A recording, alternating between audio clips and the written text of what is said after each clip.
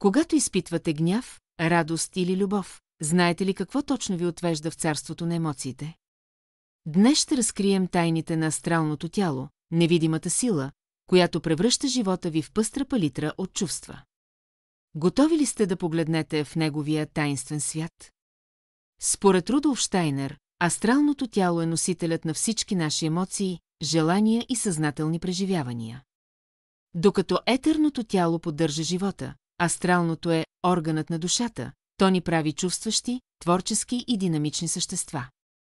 Когато заспите, то се отделя от физическото и етерното тяло и ви отвежда света на сънищата.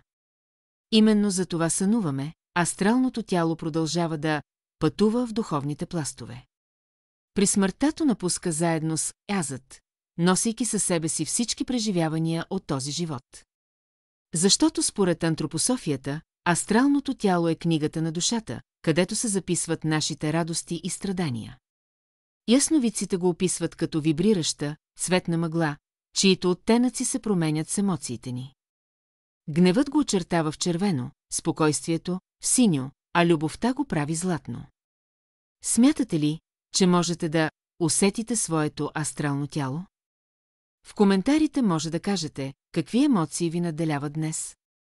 А ако искате да научите както се свързва с азът и духовната еволюция, абонирайте се, в следващите епизоди ще ви отведем още по-дълбоко.